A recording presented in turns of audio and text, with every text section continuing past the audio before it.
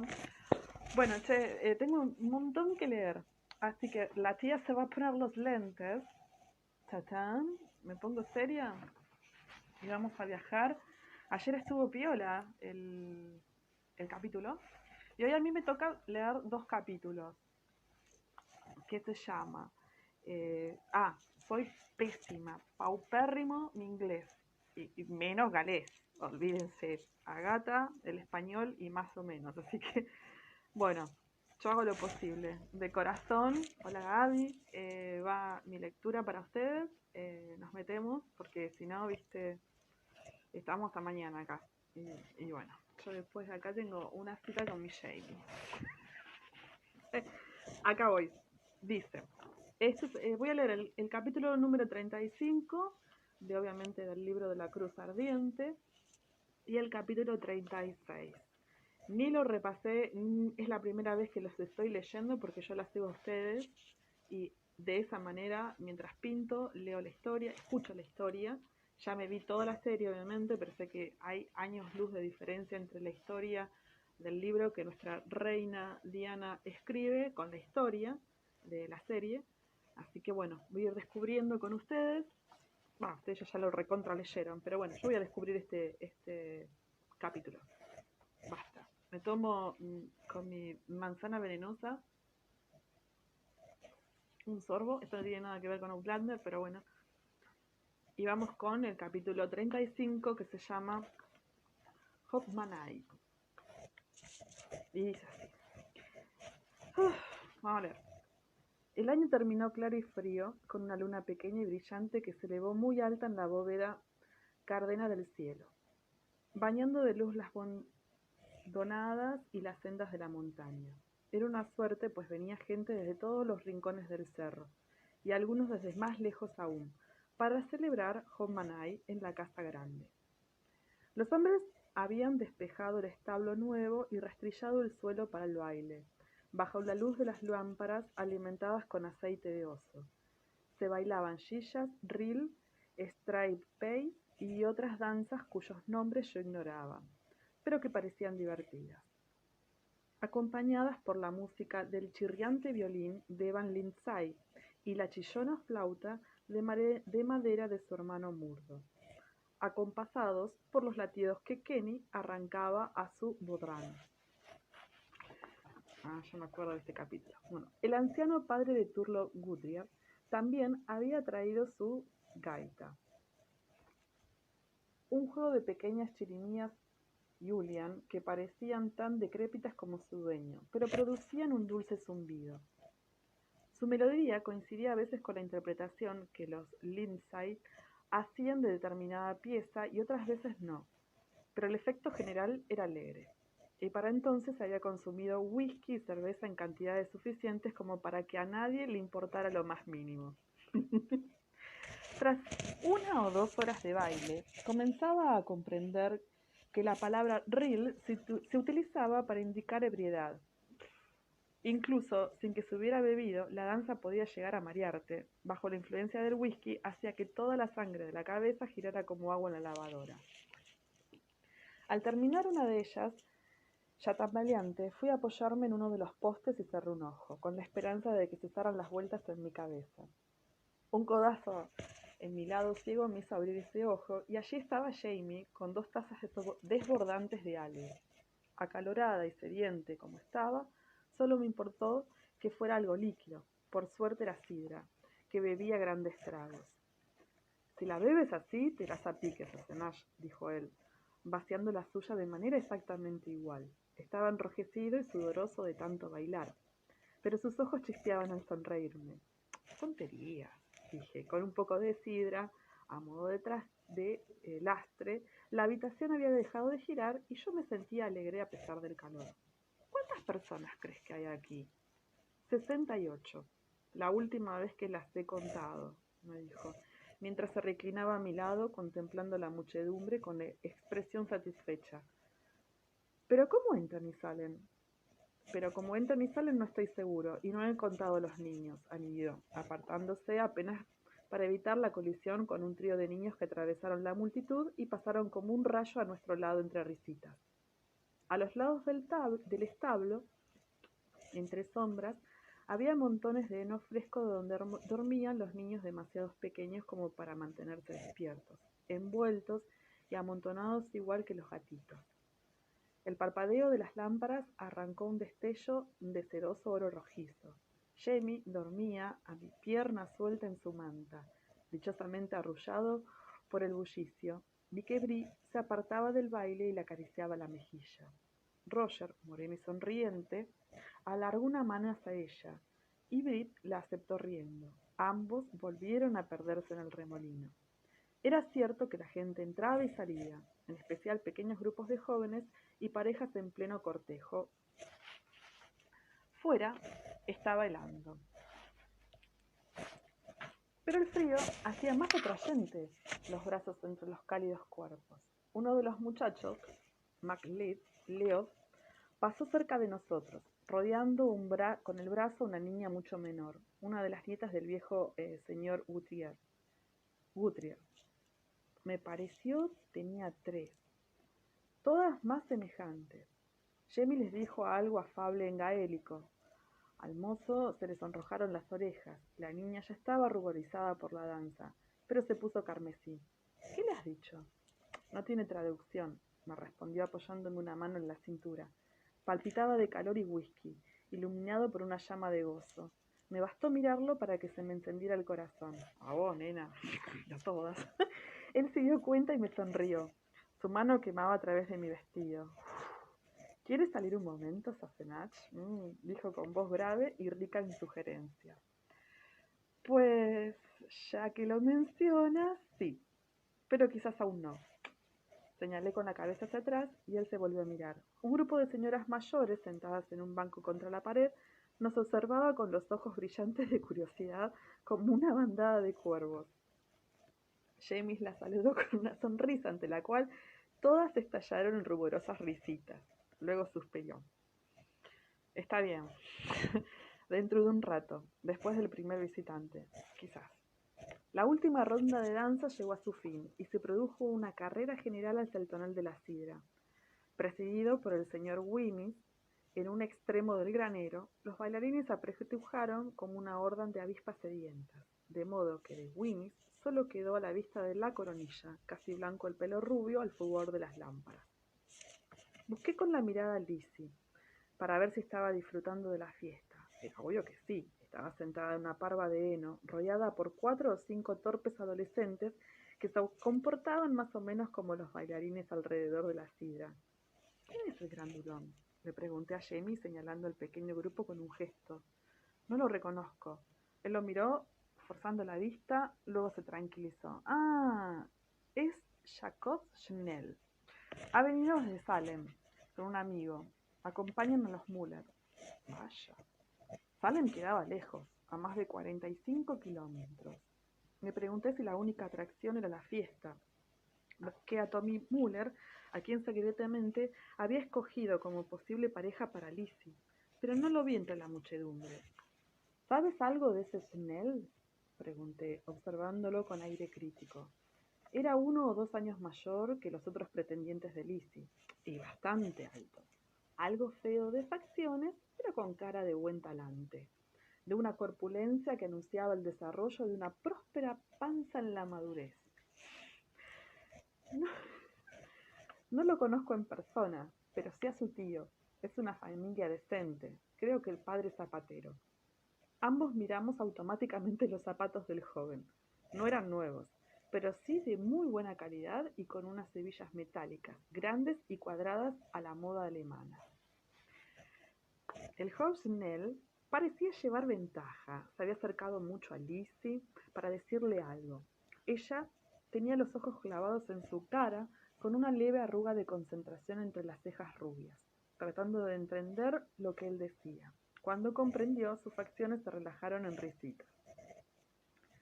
No creo. Jamie negó con la cabeza algo ceñudo. Su familia es luterana. No permitirán que el joven se case con una católica. Y a Joseph le partiría el corazón que su hija se fuera a vivir tan lejos. El padre de Lizzie estaba profundamente apegado a ella. Desde luego, tras haberla perdido una vez, no estaría dispuesta a perderla de vista cuando le dieran a matrimonio. Aún así, Joseph Wilming haría cualquier cosa para asegurarle una vida feliz.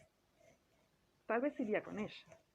Jamie se entristeció al pensarlo, pero sintió de mala gana. Supongo que sí, aunque sería una pena perderlo. Bueno, supongo que Archbook podría... Lo interrumpieron unos gritos. ¡MacDuck! ¡MacDuck! ¡MacDuck! ¡Venga usted! A Shemai Ruaitak, ponele. Demuéstrele cómo se hace. Llamó Evan desde el otro extremo del granero, agitando el arco en ademán autoritario.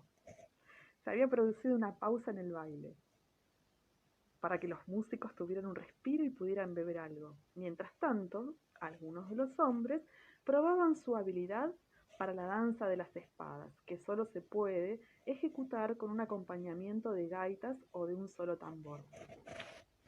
Me acuerdo. Yo no prestaba mucha atención, apenas percibía los gritos de aliento o desdén que llegaban de aquel lado. Por lo visto, muy pocos de los presentes eran diestros en eso. El último a intentarlo había caído de bruces al tropezar con una de las espadas.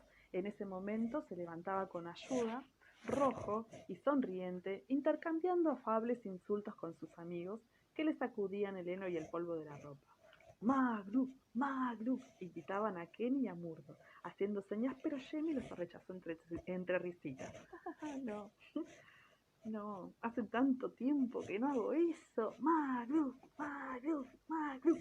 Kenny batía su Bothran cantando al compás, y el grupo que lo rodeaba hizo otro tanto. ¡MacDuck! ¡MacDuck! Él me dirigió una breve mirada de súplica, pero Rory Sinclair y Bobby Sutherland ya venían hacia nosotros con aire decidido. Me aparté un paso entre risitas y ellos lo cogieron por los brazos, sofocando sus protestas con voces alegres mientras lo empujaban hacia el centro de la pista. Qué buena esta parte. Oh, gracias. Bueno, entre aplausos y gritos de aprobación, lo depositaron en un espacio despejado, donde la paja había sido apisonada con la tierra húmeda. Perdón, chicas. Donde la paja había sido apisonada en la tierra húmeda, a fin de formar una superficie dura. Al ver que no había opción, Jamie irguió la espalda.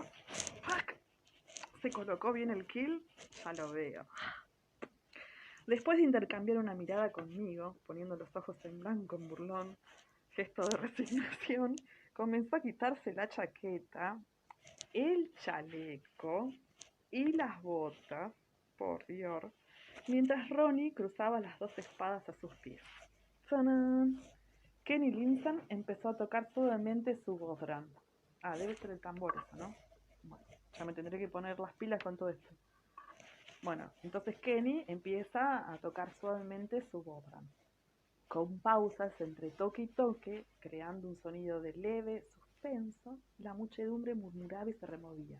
Expectante, Jamie en camisa, kill y calcetines hizo una compleja reverencia que repitió 4 veces, girando en el sentido del sol, haciendo cada uno de los airs. Luego ocupó su lugar de pie sobre las espadas cruzadas y alzó las manos con los dedos rígidos por encima de la cabeza. A poca distancia estalló un aplauso. Brianna se llevó 2 dedos a la boca para emitir un ensordecedor silbido de aprobación, que provocó escandalizadas sorpresas entre quienes los rodeaban. Vi que Jamie la miraba con una leve sonrisa, luego sus ojos buscaron otra vez los míos. En sus labios perduraba la sonrisa, pero en su expresión había algo distinto, melancólico. El ritmo del Bothran se hizo más veloz. La danza escocesa de las espadas se podía ejecutar por 3 motivos: por exhibición y entretenimiento, como le estaba a punto de hacer, como competición entre los jóvenes del encuentro y como se había hecho al principio, a manera de presagio. Cuando se bailaban en la víspera de una batalla, la habilidad del baile del bailarín anunciaba el éxito o el fracaso. Qué compromiso esa danza, ¿no? Los jóvenes habían bailado entre espadas cruzadas en las noches previas a Preston Pans y a Falkirk, pero no antes de Culloden. En la víspera de ese combate final no hubo fogatas ni tiempo para los bardos y las canciones guerreras. No tenía importancia en aquel entonces, nadie necesitaba presagios. ¡Hola a todas! Sigo. Qué bajón esa parte de Culloden, ¿no? Sigo. Jamie cerró un momento los ojos e inclinó la cabeza. El ritmo del tambor se hizo más rápido. Yo sabía por él que la primera vez que había bailado la danza de las espadas fue en competición. Después, en más de una ocasión, en vísperas de una batalla, primero en los Highlands, luego en Francia.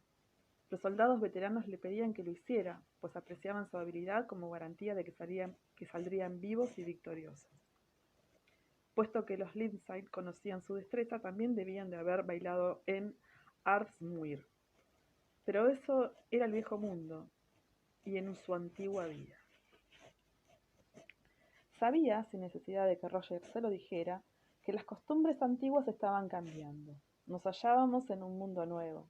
Jamás se volvería a bailar la danza de las espadas con ese fin, buscando presagios y el favor de los antiguos dioses de la guerra y la sangre. Abrió los ojos y enderezó de golpe la cabeza. El tambor emitió un súbito boom y en un grito de la multitud marcó el comienzo. Los pies de Jamie golpearon la tierra apasionados, el norte y al sur, hacia el este y hacia el oeste, moviéndose deprisa entre los aceros. Golpeaban sin ruido, seguros en el suelo, y su sombra bailaba contra el muro de atrás, alta, con los largos brazos levantados, su cara apuntada todavía hacia mí, pero sin duda ya no me veía. Bajo el vuelo de su quil, los músculos de sus piernas, de las dos, eran fuertes como los de los venados machos al saltar.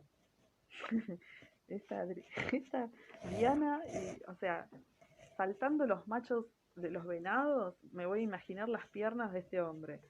Bailaba con toda la destreza del guerrero que había sido y aún era, pero me pareció que ahora bailaba solo en aras de las memorias, para que sus espectadores no lo olvidaran. Y el sudor volaba de su frente con el esfuerzo, y en sus ojos había una expresión de indecible lejanía. Qué hermoso el baile, sí. Bueno. La gente aún lo comentaba cuando nos reuníamos en la casa justo antes de la medianoche para compartir galletas, cerveza y sidras antes del primer visitante. La señora Buck trajo un cesto de manzanas y reunió a las muchachas solteras en un rincón de la cocina. Entre muchas risitas y miradas furtivas hacia los chicos, cada una peló una fruta, cuidando de que la piel formara una sola tira. Luego las arrojaban hacia atrás y se acercaban para observar entre las exclamaciones las letras que habían formado cada troza de piel al caer. ¡Ay, la voy a hacer! Como las mondas de manzanas son normalmente circulares, abundan las Cs, las Gs y los Oes. Buenas noticias para Charlie Chisholm y el joven Geordie Sutherland, y muchas discusiones sobre si la letra O podía representar a Angus O. Pues Angus O'Malley era un muchacho sagaz y muy querido, mientras que el único Owen era un anciano viudo que no pasaba del 1,5 metros de estatura y tenía un gran quiste sebáceo en la cara. Yo había subido para acostar a Jamie en su cuna, relajado y roncando. Bajé a tiempo para ver cómo Lizzie arrojaba su piel. Se corearon los dos niños de las niñas Guthrie, casi entrechocando las cabezas al inclinarse para mirar. No, es una jota. Se convocó a la señora Buck, la experta residente, quien se agachó para observar la banda roja con la cabeza inclinada como hace el petirrojo al evaluar una lombriz. Es una jota, sin lugar a duda, dictaminó al incorporarse. Y el grupo, con un estallido de risitas, se volvió al unísono con George Lowry, joven granjero de Old Ones Mill, quien los miró totalmente desconcertado. Un destello rojo me llamó la atención hacia la puerta que daba al pasillo. Allí estaba Brianna, haciéndome señas. Corrí a reunirme con ella. Roger está listo para salir, pero no encontramos la sal. En la despensa no está. ¿La tienes en tu consultorio? Oh, sí, allí está, exclamé culpable. La he estado usando para secar raíces y he olvidado devolverla a su sitio. Los invitados llenaban los porches y formaban en el ancho pasillo una fila que llegaba hasta la cocina, y el estudio de Jamie, todos dedicados a conservar, a conversar, beber y comer. Me abrí paso entre los gentías detrás de Brianna, intercambiando saludos y esquivando tazas de sidra. Las migajas de galletas crujían bajo mis pies. El consultorio estaba casi desierto. La gente tendía a evitarlo, ya fuera por superstición, asociaciones penosas o simple cautela. Y yo había dejado la habitación a oscuras y el fuego apagado para no animarlos a entrar. En ese momento ardía allí, una sola vela. Roger, única persona presente, hurgaba entre las diversas cosas que yo había dejado en la encimera. Cuando entramos, levantó la vista con una sonrisa, todavía algo sofocado por la danza. Había vuelto a ponerse la chaqueta y llevaba una bufanda de lana envuelta al cuello. A un lado en el taburete esperaba su capote. La costumbre establecía que el mejor primer visitante para Homanay era un joven alto, moreno y apuesto. Recibir a alguien así como primera visita, que cruzar el umbral después de medianoche, brindaría buena suerte a la casa durante el año entrante. Como Roger era, sin discusión, el más alto y guapo de los morenos disponibles, se lo había elegido como primer visitante, no solo para la casa grande, como se la llamaba, sino para los hogares de los alrededores. Fergus y Marsalie, así como los otros que vivían cerca, ya habían corrido a sus casas a fin de estar listos para saludar a su primer visitante cuando llegara. En cambio, los pelirrojos, como primer visitante, traían mala suerte.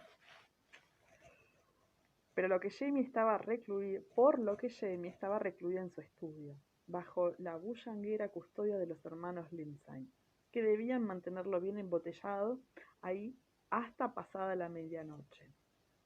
El reloj más cercano estaba en Cross Creek, pero el viejo señor Gutiérrez tenía uno de bolsillo, aún más viejo que él. Ese instrumento declararía el místico instante en que un año se diera paso al siguiente. Dado que el reloj tendía a pararse, yo dudaba que ese pronunciamiento fuera algo más que simbólico, pero con eso bastaba. Después de todo, 11:50, declaró Brianna, apareciendo en la consulta detrás de mí con su propio capote en el brazo. Acabo de consultar el reloj del señor Gutiérrez. Hay tiempo de sobra. ¿Vas a venir conmigo? Roger le sonrió al ver el abrigo. ¿Estás de broma?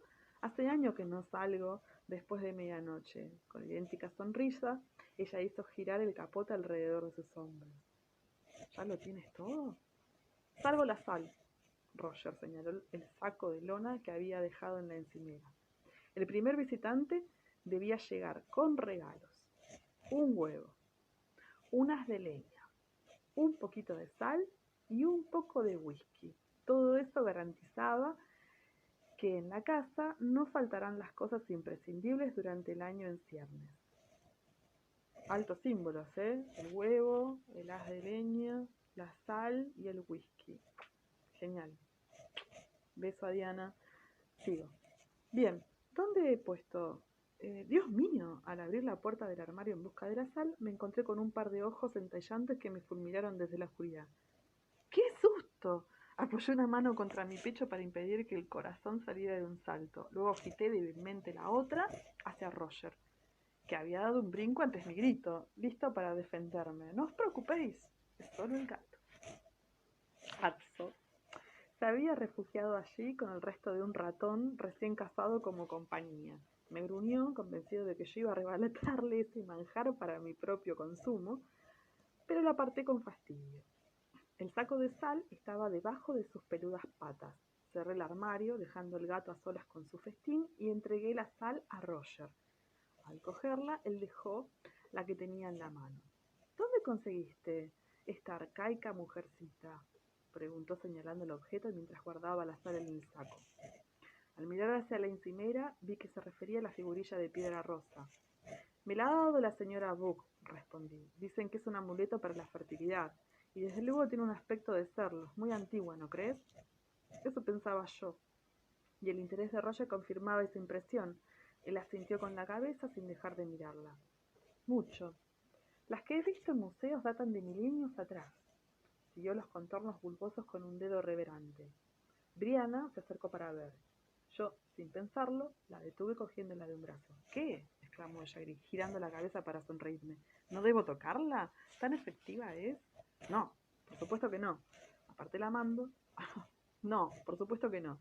Aparté la mano riendo, pero me sentía cohibida. Al mismo tiempo cobré conciencia de que, en realidad, prefería que ella no la tocara.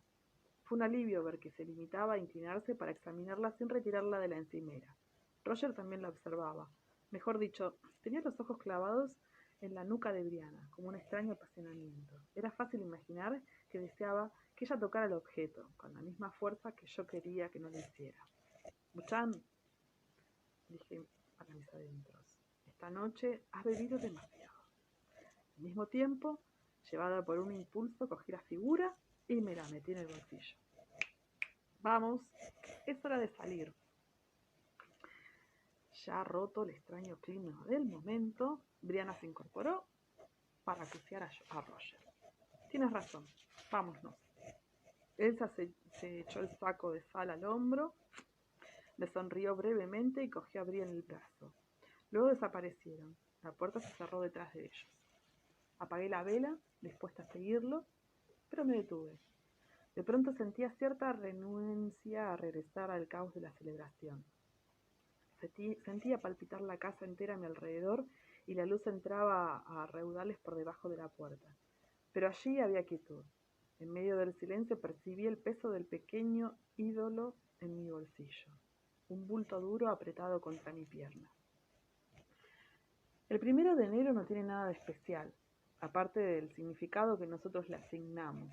Los antiguos celebraban el Año Nuevo en Imbolc, a comienzos de febrero, cuando el invierno pierde su crudeza y la luz empieza a retornar, o en el equinoccio de la primavera, fecha en el que el mundo guarda el equilibrio entre los poderes de la luz y las tinieblas.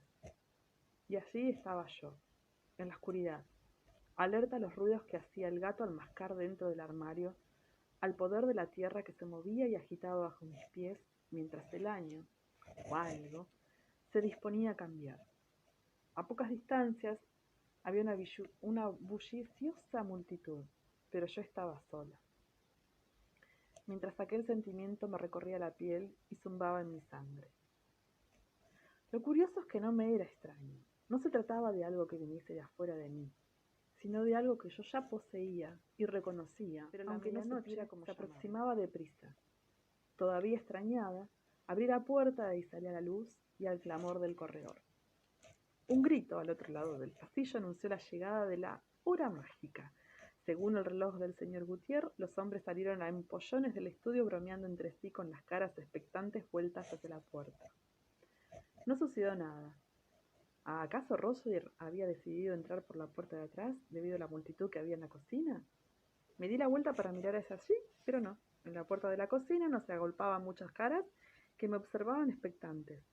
Aún no se había oído los golpes de la puerta. En el pasillo se produjo un pequeño revuelo de inquietud y una pausa en las conversaciones. Era uno de esos incómodos silencios en los que nadie quiere hablar por miedo a ser bruscamente interrumpido. Por fin se oyeron pisadas en el porche y un rápido golpeteo. Jamie, como dueño de la casa, se adelantó para abrir la puerta y al dar la bienvenida al primer visitante, yo, que estaba lo bastante cerca, vi su expresión estupefacta y me apresuré a buscar el motivo. En el porche no vi ni a Roger ni a Brianna, sino a dos siluetas más pequeñas flacas y desarrapadas, pero definitivamente morenas. Los dos gemelos. Bardsley se adelantaron con timidez ante el gesto de Jamie. «¡Feliz año nuevo, señor Fraser!», dijo Josiah con un graznido de rana. Luego se inclinó con gesto cortés ante mí sin soltar el brazo de su hermano. Hemos llegado. En general, todos estuvieron de acuerdo en que 2 morenos gemelos era un presagio muy afortunado, pues obviamente llevarían el doble de buena suerte que solo un primer visitante. Aún así, Roger y Bree, que al entrar a los mellizos en el patio, vacilante, los habían enviado a la puerta y salieron para hacer el mejor papel posible en las otras casas del cerro. Bree fue severamente advertida de que no debía entrar en ninguna casa antes de que Roger hubiera cruzado el umbral. Claro, la mina era pelirroja. Buen augurio o no, la aparición de los Beardsley provocó muchos comentarios. Todo el mundo estaba al tanto del fallecimiento de Aaron Beardsley. La versión oficial es decir que había muerto de apoplejía y de la misteriosa desaparición de su mujer. Pero el advenimiento de los gemelos hizo que todo fuera desenterrado y discutido de nuevo. Nadie se explicaba qué habría estado haciendo los muchachos entre la expedición miliciana y el Año Nuevo. Josiah solo dijo con su ronco graznido: hemos estado vagando.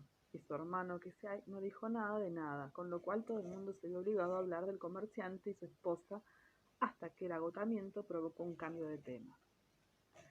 De inmediato, los Beardsley quedaron bajo la custodia del señor Puck, que los llevó a la cocina para que se lavaran, comieran y entraran en calor. Para entonces, la mitad de los presentes habían vuelto a su casa para recibir el primer visitante. El resto, que solo se iría por la mañana, se dividió en varios grupos. Los más jóvenes regresaron al establo para bailar o para disponer de mayor intimidad entre los fardos de heno. Y los mayores se sentaron junto al hogar a conversar de sus recuerdos, y quienes habían abusado de la danza o el whisky se acurrucaron para dormir en cualquier sitio conveniente. Y otros bastantes inconvenientes. Encontré a Jamie en su estudio. Reclinado en la silla, tenía los ojos cerrados y una especie de dibujo en la mesa frente a él, un dibujo en la mesa frente a él. No dormía. Al oír mis pisadas, abrió los ojos.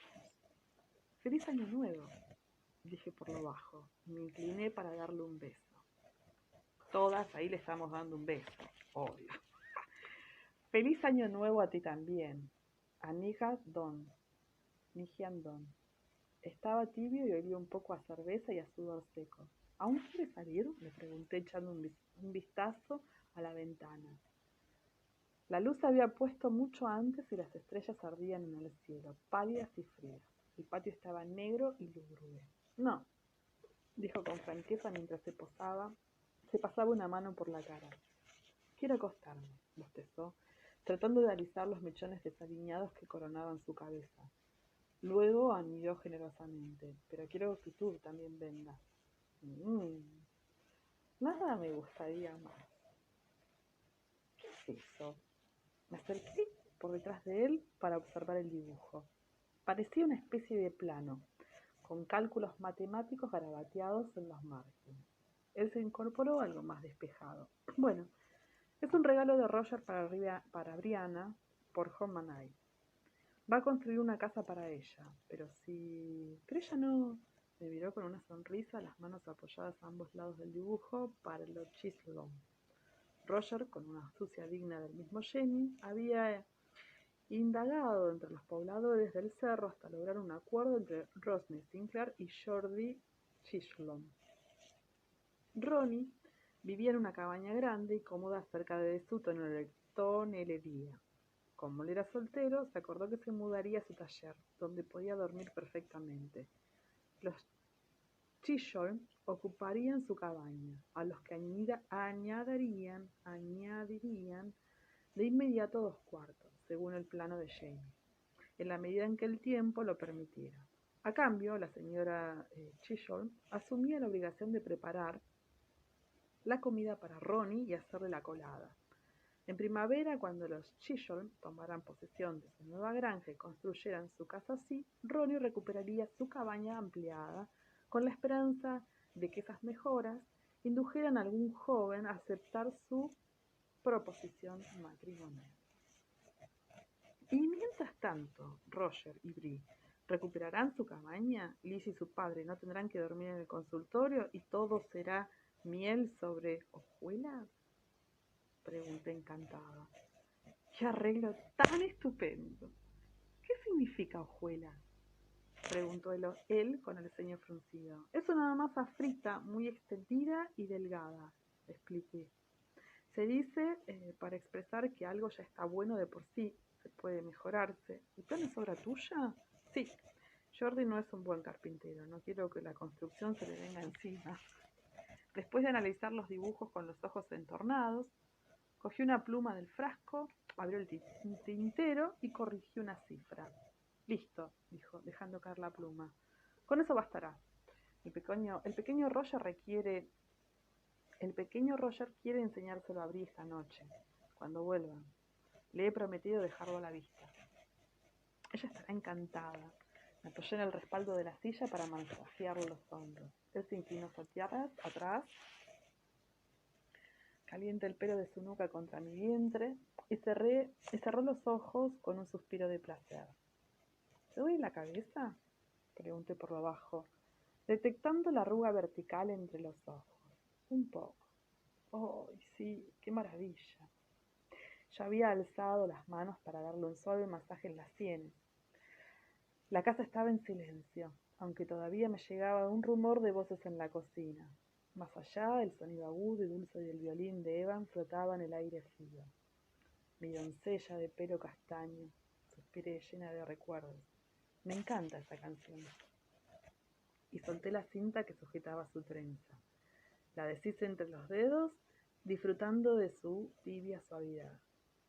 Es raro que no tengas oído para la música, comenté por distraerlo mientras peinaba los arcos rojizos de sus cejas, presionando el borde de las cuencas. No sé por qué, pero la aptitud para las matemáticas suele venir acompañada del talento para la música. Bri tiene ambas cosas.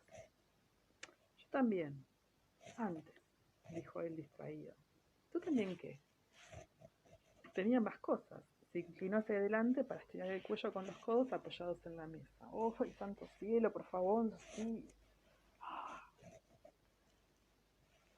¿De veras? Le masajeé el cuello y los hombros, frotándole los músculos duros bajo el paño. ¿Vas a decirme que antes sabías cantar? Era un chiste familiar. Jamie tenía buena voz para hablar, pero su oído era tan errático que cualquier canción entonada por él dormía a los bebés por aturdimiento, no porque los arrullara. Bueno, quizás no tanto. Percibí la sonrisa en su voz apagada por el pelo que le cubría la cara, pero podía distinguir una melodía de otra y reconocer si estaba bien o mal cantada. Ahora es solo ruido o chirrido. Y se encogió de hombros, descartando el tema. ¿Qué sucedió? ¿Y cuándo? Eh, pues fue antes de conocerte, Sassenach, muy poco antes, en realidad. Alzó una mano buscándome la nuca. ¿Recuerdas que había estado en Francia? Mientras regresaba con Dougal Mackenzie y sus hombres, apareció Murdoch vagando por los Highlands con tu camisa. Hablaba con ligereza, pero mis dedos habían hallado la antigua cicatriz bajo el pelo. No era sino un hilo. La cicatriz se había reducido hasta quedar el grosor de mi cabello. Con todo, había sido una herida de 20 centímetros, abierta con un hacha, y estuvo a punto de matarlo.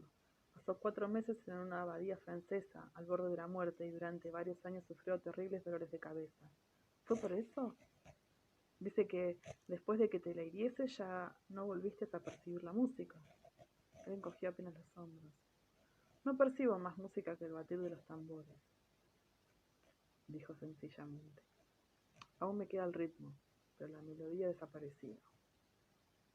Mis manos se detuvieron en sus hombros. Él se volvió a mirarme con una sonrisa como si tratara de tomarlo a broma. No te preocupes, Asenash. No es nada. Antes tampoco cantaba bien. Y Dougal no me mató, después de todo. ¿Dougal? ¿Crees que fue él? Me sorprendió la certeza de su voz. Entonces yo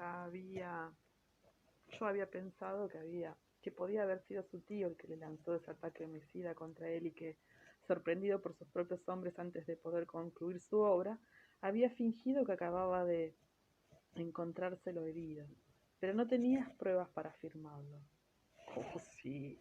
Él también parecía sorprendido, pero luego cambió de expresión. Oh, sí, repitió con más lentitud. No me había dado cuenta. ¿No entendiste lo que dijo al morir, verdad, no? Quiero decir, Dougal. Mis manos aún descansaban en sus hombros. Sentí que lo recorría un estremecimiento involuntario que se extendió por mis brazos y me erizó el vello hasta la nuca. Volví a ver el desván de la casa Culloden con tanta claridad como si la escena se desarrollara ante mí. Muebles desechados, objetos tumbados en la lucha y en el suelo. Encogido a mis pies, Jamie forcejeaba con Dougal, que corcoviaba y se resistía, con un burbujeo de sangre y aire en la herida que el puñal de su sobrino le había abierto en el cuello. ¡Wow! Me acuerdo de eso. Su cara demudada por la pérdida de la sangre, los ojos negros y feroces clavados en Jamie, mientras su boca se movía en gaélico silencio diciendo algo. Y Jamie, tan pálido como Dougal, miraba fijamente los labios del moribundo para leer ese último mensaje. ¿Qué dijo? Él apartó la cara mientras yo subía los pulgares bajo su pelo en busca de esa cicatriz vieja. Aunque seas hijo de mi hermana, ojalá te hubiera matado aquel día en la montaña desde el comienzo que supe que serías tú o yo. Lo dijo en voz baja y serena. La misma falta de emoción de esas palabras hizo que el escalofrío volviera a pasar, esta vez de mí a él. El estudio se hallaba en silencio. Las voces de la cocina se habían reducido a un murmullo como si los fantasmas del pasado se reunieran allí para beber y recordar entre risas y quedas. ¿Por eso dijiste que habías hecho las paces con Dougal? Musité. Sí. Reclinando en la silla, alzó las manos para ceñirme cálidamente las muñecas. Él tenía razón, ¿sabes? Era él o yo. Y así habría sido, de un modo u otro. Con un suspiro, una pequeña carga de culpa se desprendió de mi ser, dado que Jamie había matado a Dougal para defenderme. Yo siempre había pensado que esa muerte pasaba sobre mí. Sin embargo, él tenía razón. Había demasiado entre ellos. Si ese conflicto final no hubiera surgido entonces, en la víspera de Culloden, habría sido en otro momento. Jamie me estrechó de las muñecas y giró en la silla, sin soltarme. Deja que los muertos se entierren a sus muertos, Asenash. El pasado se ha ido. El futuro aún no ha llegado. Y aquí estamos, juntos, tú y yo. ¡Nina! ¡Qué capitulón!, ¿no? Bueno. No creo que en 15 minutos lee el resto, pero vamos a ponerle pila. ¿Está todo bien? ¿Se escucha bien? Fantástico. Me bebo un poco de whisky y le sigo dando al segundo capítulo, no, al número 36. Qué impresionante, ¿no? Esta Claire haciéndose, vos mataste a tu tío por mí. No, nena, dejá. Está bien que esa es nuestra heroína, pero no todo tiene que ver con vos. Había riña ya con estos tipos desde antes. Increíble. Bueno, che, qué diferente, serie con el libro. Porque eso nunca lo vi. Sigo, no se me vayan. Porque si no, no importa, queda grabado. Sigo. Ahora me tiene intrigada, capitulón, chicas, me tiene intrigada el nombre de este capítulo que se llama Mundos Invisibles. Espero que tenga algo que ver con lo que a mí me encanta, pero bueno, es la magia y todo esto, pero no sé, yo no lo leía el libro por eso, así que lo estoy descubriendo con ustedes. Perdón si tropiezo con las palabras, si por ahí no entono tan bien, y si no nombro los personajes como debería ser. Pero estoy poniendo todo, le estoy dando todo esto, todo lo estoy dando. Bueno, sigo. Mundos Invisibles. Bello Jamie. No puedo dejar de leerla sin hablemos de las diferencias. Sí, bello Jamie, hermoso. Yo busco un pelirrojo.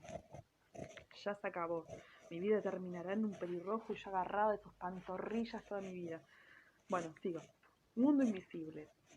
36. Capítulo 36. Mundos Invisibles.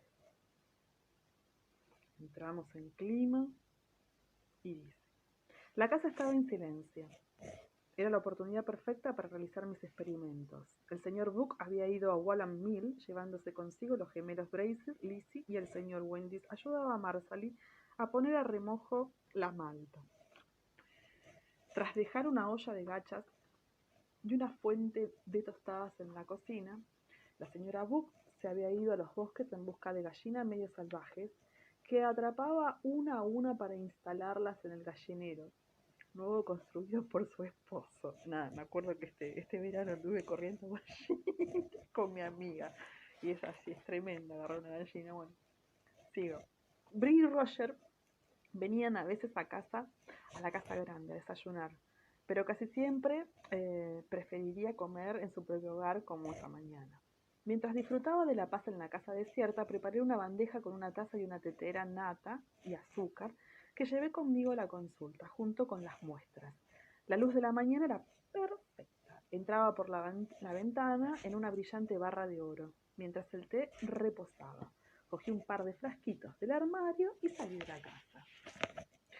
El día era glacial, pero bello, con un cielo pálido que prometía mejores temperaturas conforme avanzara la mañana. En ese momento el frío era tal que me alegré de llevar puesto mi chal en el abradero de los caballos. El agua tenía una capa de frágil hielo. Abravadero. Ah, mira, no es bebedero. Bueno. O sea que ahí había una capa finita de hielo, pero no estaría tan helada como para que los microbios hubieran muerto. Las largas hebras de algas que cubrían las tablas se movieron lentamente bajo el agua cuando partí la fina capa de hielo y raspé el gordo viscoso con uno de mis frascos. Recogí mis muestras del líquido de la vertiente y el charco estancado cerca de la letrina. Luego volví a toda prisa a la casa para hacer mis pruebas con una muy buena luz.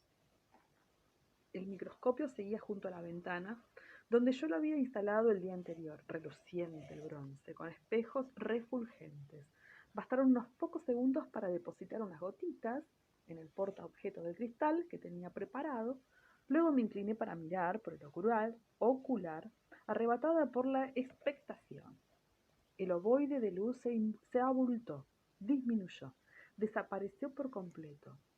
Hice girar la tuerca con tanta lentitud como pude y allí estaba, estabilizado el espejo. La luz se resolvió en un círculo perfecto, ventana al otro mundo. Encantada, contemplé el furioso batir de cilios de un paramecio empecinado en perseguir a una presa invisible. Ah, ella está re entretenida con los hipermicrobios y sus nombres. Ay, me están espoleando Bueno, no importa. Luego un silencioso movimiento del campo visual, mientras la gota de agua variaba en sus microscópicas mareas. Aguardé otro instante con la esperanza de identificar a una de esas veloces y elegantes aurglenas, o quizás alguna hidra. Pero no tuve suerte. Son los misteriosos fragmentos verdinegros, manchas de desechos celulares y células de algas reventadas. Moví el portaobjeto de un lado a otro sin hallar nada de interés. No importaba, tenía muchas otras cosas que observar. Después de aclarar el rectángulo de vidrio con alcohol, lo dejé secar. Luego sumergí una varilla de vidrio en uno de los pequeños vasos de precipitación alineados ante el microscopio y dejé caer una gota de líquido en el portaobjeto limpio. Había tenido que probar varias veces antes de poder armar el microscopio como es debido. No se parecía mucho a la versión moderna, sobre todo si se dividía en partes para guardarlos en la directiva caja del Dr. Rowling. Aún así, las lentes eran identificables. Con ellas, como punto de partida, había logrado ajustar la base de piezas ópticas sin mayor dificultad. Lo más difícil fue obtener suficiente luz. Resultó muy emocionante lograr que funcionara. Debe ser un flasherísimo eso. ¿Qué haces a cenar? Jamie se había detenido en el umbral de la puerta con una tostada en la mano. Veo cosas, respondí ajustando el foco. ¿Sí? ¿Y qué tipo de cosas? Entró con una sonrisa. Espero que no sean fantasmas. Ya estoy harto de esos. Ven a mirar, le ofrecí apartándome del microscopio. ¡Del microscopio! Algo para. Acá se viene algo que tengo que ponerle onda. Algo intrigado, se inclinó hacia el ocular, cerrando el otro ojo con un gesto de concentración, viscó en un momento, luego lanzó una exclamación de grata sorpresa. ¡Las veo! Pequeñas cosas con colas que nadan por todas partes. Dirigió la espalda con una sonrisa encantada. Enseguida volvió a inclinarse, experimentó una cálida sensación de orgullo ante mi nuevo juguete. ¿No es una maravilla? ¡Una maravilla! Sí, confirmó el absorto. Mira cómo se esfuerzan esos pequeñajos pujando y retorciéndose unos contra otros. ¿Y cuántos hay? No es una pregunta. ¿Y cuántos hay? Observó unos segundos más entre exclamaciones. Luego movió la cabeza asombrado. Nunca había visto nada igual, Sassenach. Tú me habías hablado muchas veces de los gérmenes, sí, pero en la vida pensé que fueran así. Los imaginaba con dientecitos. Y no tienen. Y nunca pensé que tendrían esos rabos tan bonitos, ni que nadarían tan apretados unos al lado del otro. Bueno, algunos microorganismos son así, comenté mientras echaba un vistazo por el ocular. No obstante, estas bestezuelas no son gérmenes, sino espermatozoides. ¿Qué? Puso cara de no comprender. Espermatozoides, repetí pacientemente. Células reproductivas femeninas, de las que sirven para hacer bebés. ¿Entendés? Me pareció que iba a sofocarse. Se quedó boca abierto. Con un...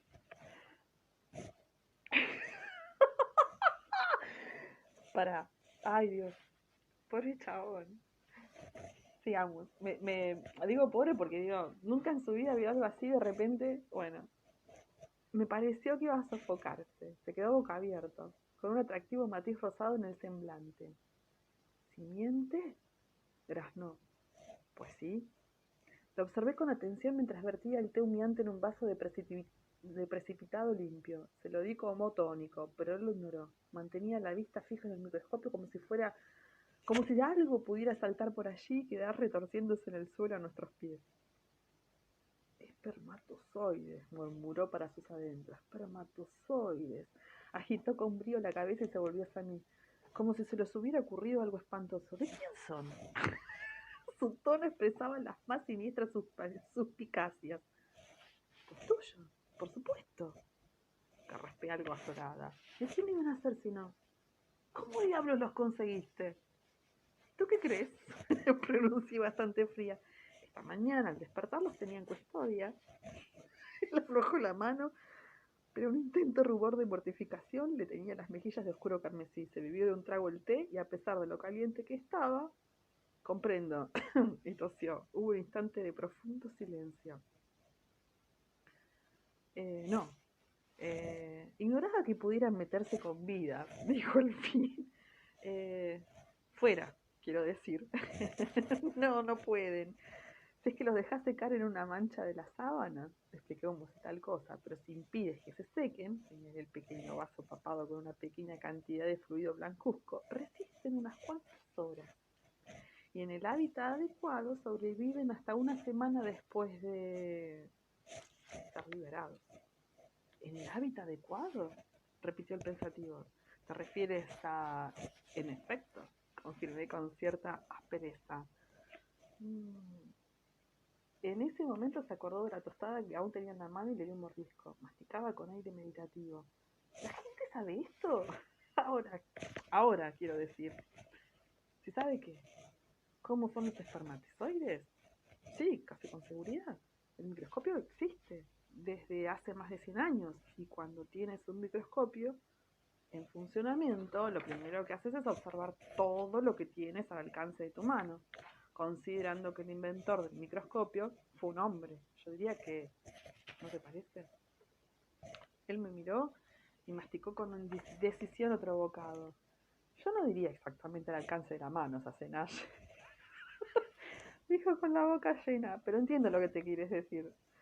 Como atraído por una fuerza irresistible, está mirando otra vez por el microscopio. Parece muy enérgico, se aventuró, después de una breve inspección. Pues así debe ser, aseguré conteniendo una sonrisa ante el avergonzado orgullo que le producían las proezas de su... Me está entrando una llamada. Parece muy enérgico, se aventuró, después de una... Pará. Parece muy enérgico, se aventuró, después de una breve inspección. Pues así deben ser, aseguré, conteniendo una sonrisa ante el avergonzado orgullo que le producían las proezas de sus gametos. Después de todo, el trayecto es largo y al final le espera un terrible combate. Solo uno alcanza el honor, ¿sabes? Levantó la vista sin comprender, entonces caí en la cuenta de que no lo sabía. En París había estudiado matemática, idioma, filosofía griega y latina, pero no medicina. Y aunque los científicos de la época ya conocían el espermatozoide como entidad individual, antes que como sustancia homogénea, se me ocurrió que probablemente no tenía la menor idea de cómo se comportaban. ¿De dónde crees que vienen los bebés? Inquirí después de esclarecerlo un poco en cuanto a óvulos, espermatozoides, cigotos y cosas parecidas, todo lo cual lo dejó a todas luces visco. Me miró con bastante frialdad. Yo, granjero de toda la vida, sé exactamente de dónde viene, me informó. Lo que no sabía era que había tanto jaleo. Creí que, pues, que el hombre plantaba sus simientes en el vientre de una mujer y que allí, pues, crecía.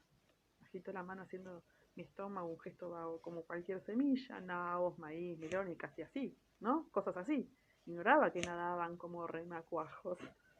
Comprendo. Me froté la nariz con un dedo, tratando de no reír. De ahí esa clasificación agrícola de las mujeres entre fértiles o yernas. Desechó esto con un ademán. Aún miraba ceñudo el portaobjeto bullente. En una semana, has dicho, por lo tanto, realmente sí es posible que el pequeño sea hijo del zorzal. A esa hora tan temprana tardé como medio segundo a saltar en la teoría de las aplicaciones prácticas. Ah, te refieres a Jane. Sí, es muy posible que sea hijo de Roger. Él y Bonnet habían tenido contacto sexual con Brianna con 2 días de diferencia. Es lo que te dije, y también a ella, que la sintió con aire distraído. Luego se metió el resto de la tostada en la boca. Mientras masticaba, se inclinó para mirar otra vez. ¿Juntos? ¿Los de un hombre se pueden distinguir de los otros? Por el aspecto, no. Cogí mi taza para beber un sorbo de té disfrutando de un delicado perfume. Pero sí que son diferentes, cada uno es portador de las características que cada hombre pasa a su prole. No era prudente pasar de allí.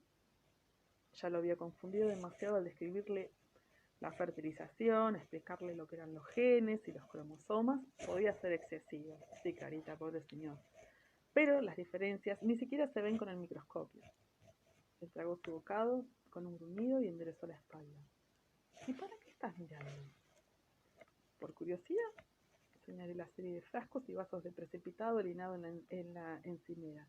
Quería ver qué resolución tenía el microscopio, qué tipo de cosas se podía ver con él. ¿Sí? ¿Y ahora qué? Es decir, ¿para qué lo querés? Pues para diagnosticar con más precisión. Si cojo una muestra del excremento de una persona, por ejemplo, y veo que tiene parásitos intestinales, sabré mejor qué remedio darle. Por cómo me miró, se diría que Jimmy habría preferido no enterarse de esas cosas tan inmediatamente después de lo del desayuno, pero hizo un gesto afirmativo. Luego acabó su té y lo dejó en la encimera. Sí, tiene sentido. Bien, sigue con lo tuyo.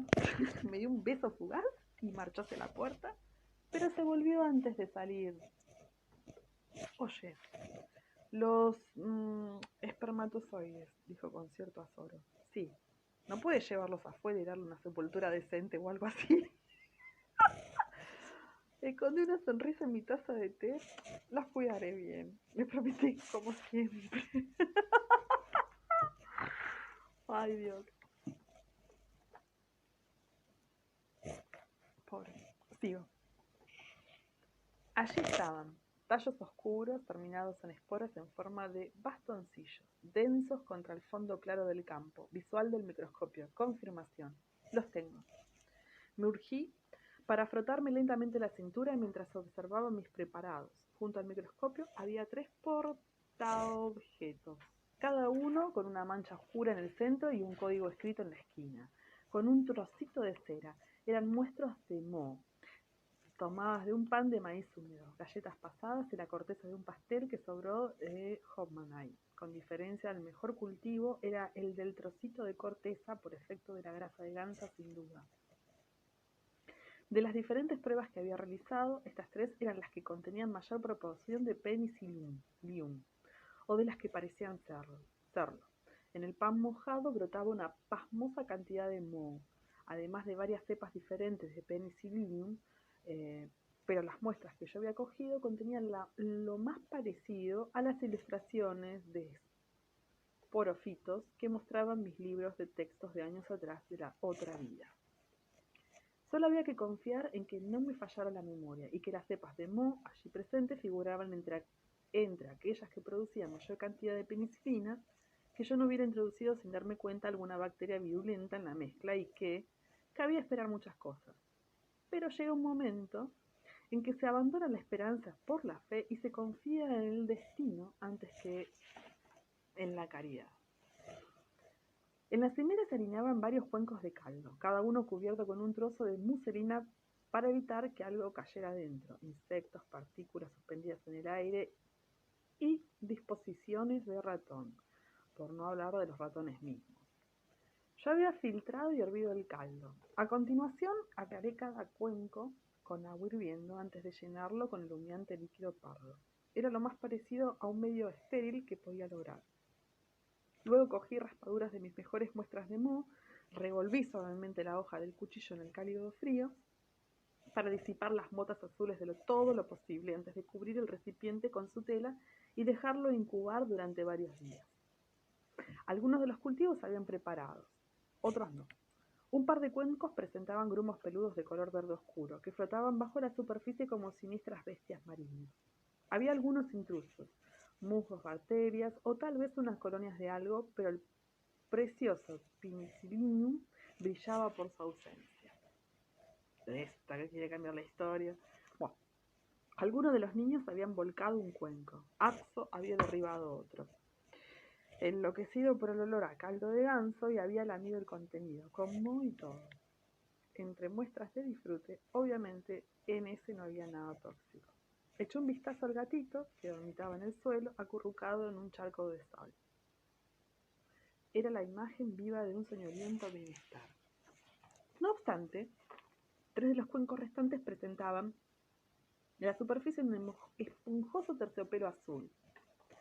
Al examinar una muestra de uno de ellos, confirmé que había obtenido lo que buscaba. El moho, por sí mismo, no era un antibiótico, pero si la sustancia clara que se agregaba como protección contra el ataque de las bacterias, esa sustancia era la penicilina, y era lo que yo deseaba. Y así se lo había explicado a Jenny, que me observaba desde un taburete mientras yo filtraba el caldo de otro cultivo en un trozo de grasa. Así que ahí tienes caldo meado por el moho, ¿no es así? Si insiste en expresarlo de ese modo, sí, los miré con gesto a gusto antes de recoger la solución filtrada para distribuirla en varios botes de barro. Él asintió satisfecho por haberlo interpretado bien.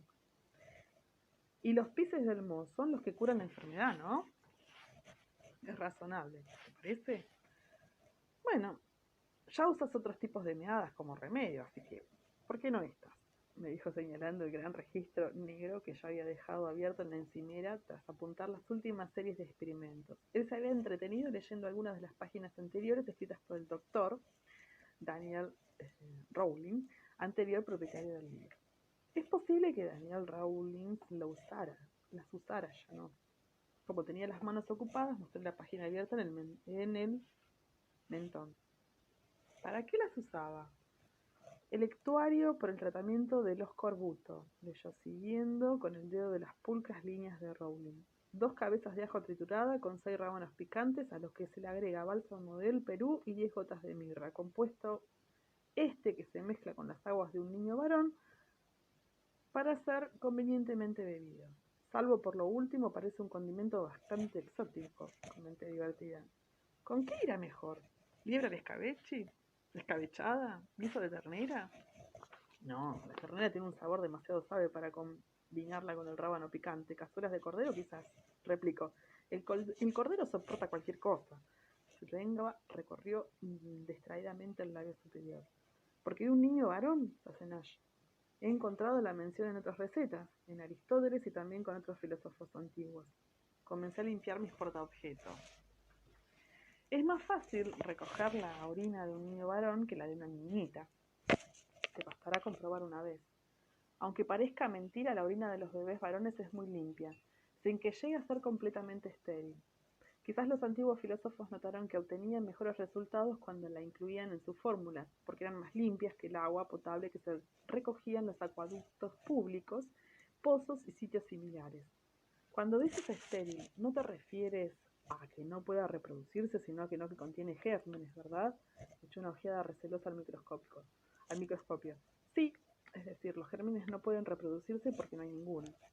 Una vez despejada la mesa de trabajo, exceptuando el microscopio y los cuencos de caldo con penicilina, al menos era de esperar que esos se contuvieran, inicié los preparativos para la operación. Bajé mi pequeño estuche de instrumentos quirúrgicos y extraje del armario una gran botella de alcohol de cereales.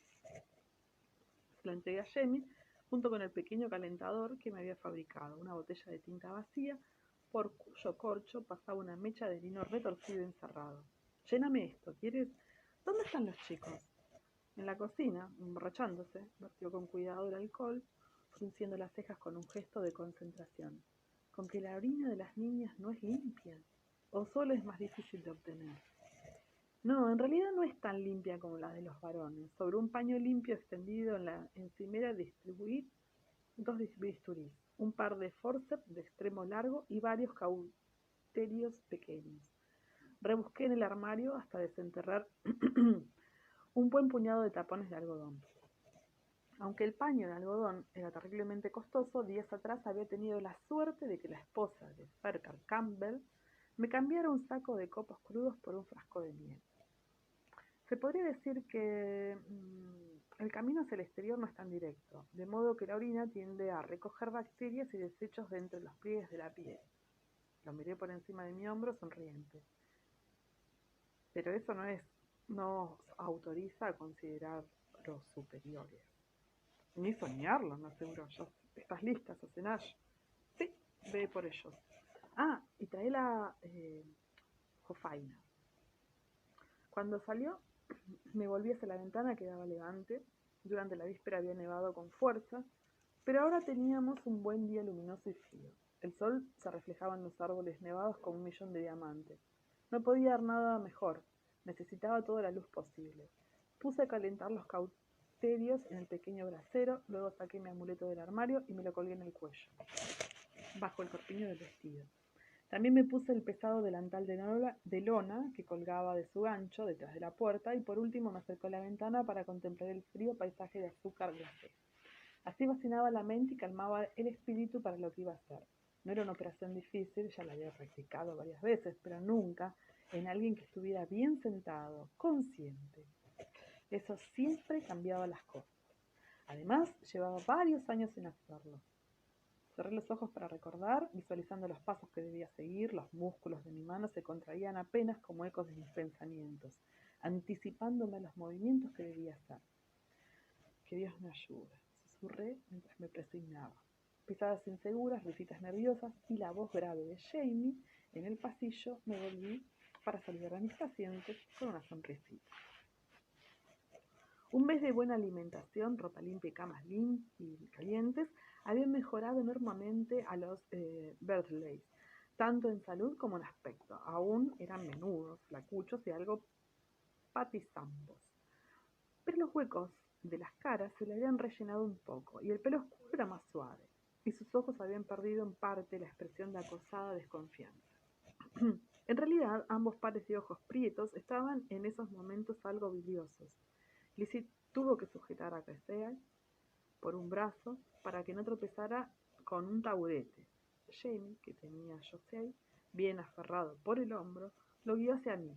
Luego bajó el molde para budines que traía bajo el brazo. ¿Estás bien? Lo miré al fondo de los ojos con una sonrisa reconfortante y le apreté el brazo. Él tragó saliva con dificultad. La sonrisa con que me respondió era horripilante. No estaba tan ebrio como para no sentir miedo. Hice que se sentara, sin parar de hablar para tranquilizarlo, después de rodearle el cuello con una toalla. Deposité la jofaina sobre sus rodillas. Ojalá no lo dejara caer. Era de porcelana y la única que servía para hacer pudines. Para mi sorpresa, Lizzie se le acercó por detrás y le puso las manos en los hombros. ¿Seguro que quieres quedarte, Lizzie? Pregunté dubitativa. Creo que podemos arreglarnos perfectamente. Jamie estaba acostumbrado a la sangre y a todo tipo de carnicería, pero Lizzie no debía de haber visto nada, aparte de las enfermedades típicas y unos dos partos. Oh no, señora, me quedaré. Ella también tragó saliva, pero afirmó con valentía la pequeña mandíbula. Les he prometido a Joe y a Casey que los acompañaría desde el principio hasta el fin. Miré a Jamie, él se encogió imperceptible de hombro. Pues adelante. Llené 2 tazas con el caldo que contenía penicilina y le di una a cada gemelo, para que se lo bebieran. Era probable que los ácidos estomacales contrarrestaran la mayor parte de la penicilina, pero yo esperaba que matara las bacterias de la garganta. Después de la operación, otra dosis sobre la superficie en carne viva podría evitar la infección. No había manera de saber con exactitud cuánta penicilina había en el caldo. Es posible que les hubiera dado dosis enormes, o quizás fueran demasiado pequeñas para causar algún efecto. Por lo menos estaba razonablemente segura de que la droga del caldo estaba activa. No había medios para estabilizar el antibiótico ni saber cuánto tiempo duraría su potencia. Pero, como estaba fresco, la solución tenía que actuar, y era posible que el resto del caldo fuera útil durante algunos días más. Prepararía más cultivos en cuanto hubiera terminado la operación. Con un poco de suerte podría administrar la medicación a los gemelos con regularidad durante 3 meses o 4 días. Y si la fortuna nos acompañaba, de ese modo evitaría cualquier infección. Con que eso se puede ver, ¿eh? Jamie me estaba observando con aire cínico por encima de Josiah. Unos años antes ya le había inyectado penicilina a raíz de una de las heridas de bala, obviamente. Ahora pensaba que lo había hecho por puro sadismo. Le sostuve la mirada. Se puede. Pero la penicilina inyectable es mucho más efectiva. Guiño, guiño, sobre todo en casos de infección declarada, y en ese momento no tengo cómo inyectarla, y yo no la estoy aplicando para curar una infección, sino para evitar la posibilidad. Y ahora, si ya estamos listos, esperaba que Jamie sujetara a mi paciente. Pero tanto Lizzie como Josiah insistieron en que no sería necesario. El muchacho se mantendría inmóvil, pasara lo que pasase. Lizzie seguía estrechándole los hombros, aún más pálida que él, los nudillos recortados en blanco. El día anterior ya había examinado minuciosamente a los 2 chicos. A uno en sí le eché otro vistazo antes de comenzar. Utilizando un depresor de lengua, hecho con un trozo de madera de fresno, enseñé a Jamie cómo debía utilizarlo para mantener la lengua quieta y apretada de modo que no me estorbara. Luego cogí el forceps y el escalpelo e inspiré hondo. En los ojos brumos de Josiah vi 2 pequeños reflejos de mi cara sonriendo.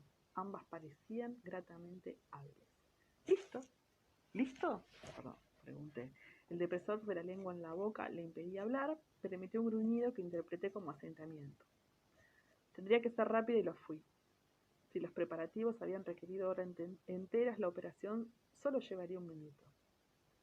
Sujeté con los forceps una amígdala roja y esponjosa. ¡Ah!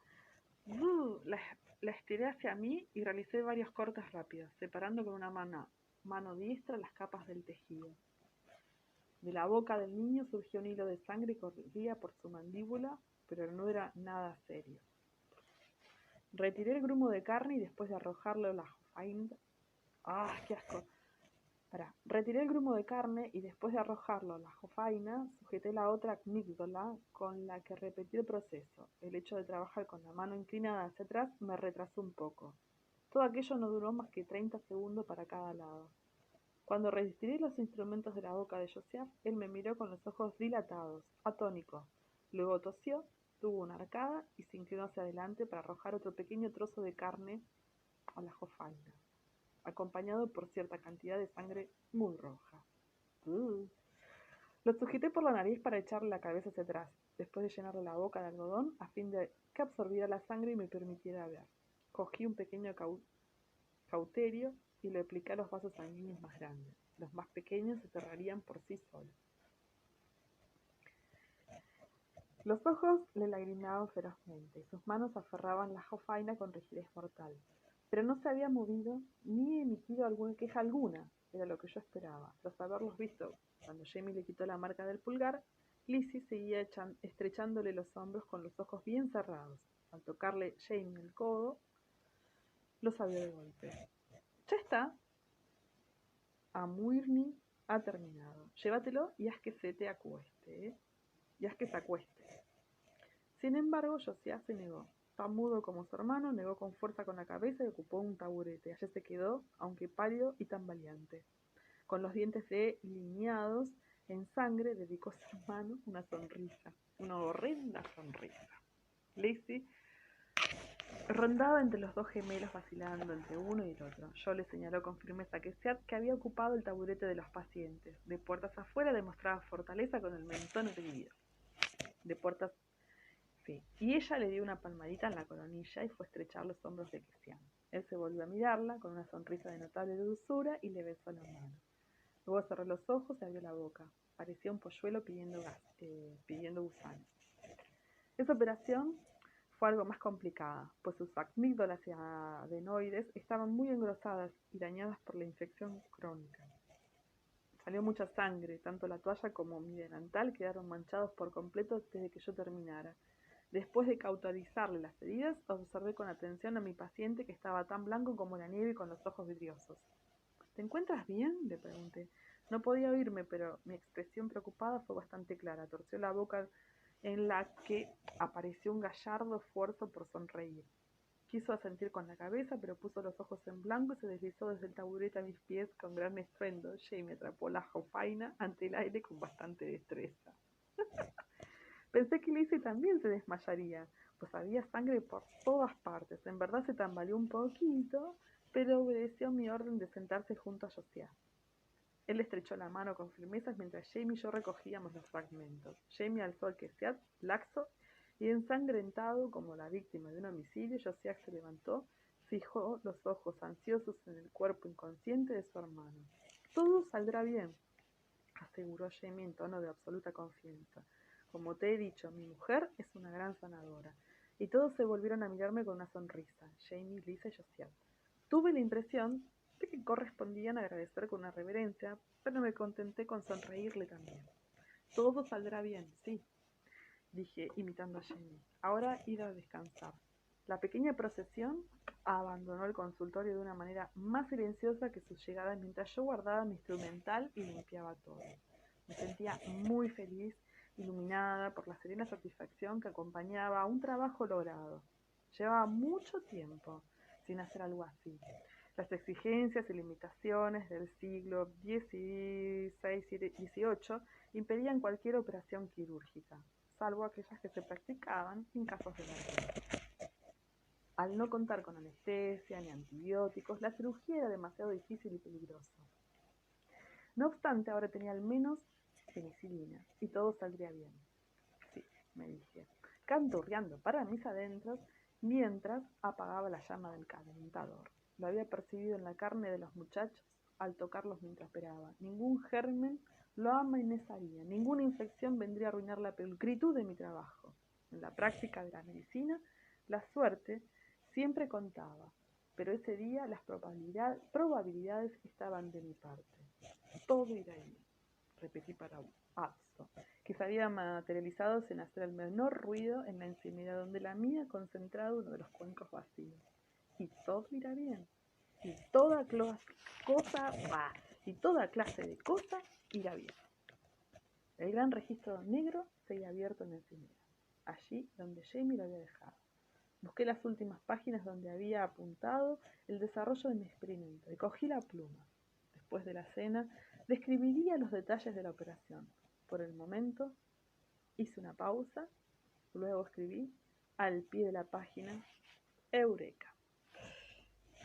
Y hasta aquí, mis queridas Sassenage, he terminado de leer. Feliz de seguir compartiendo esta maravillosa lectura con ustedes. Feliz de haber compartido toda la cuarentena. y este tiempo que queda. Muchas gracias a cada uno de ustedes que se sumaron a esta lectura y nos vemos el domingo en el planetario si quieren. Y besos, medallas y abrazos. Y bueno, tal vez estaré en otra lectura. Gracias a ustedes por permitirme estar aquí en este gran grupo de gaps hermosas y nos estaremos viendo. Besos, bye.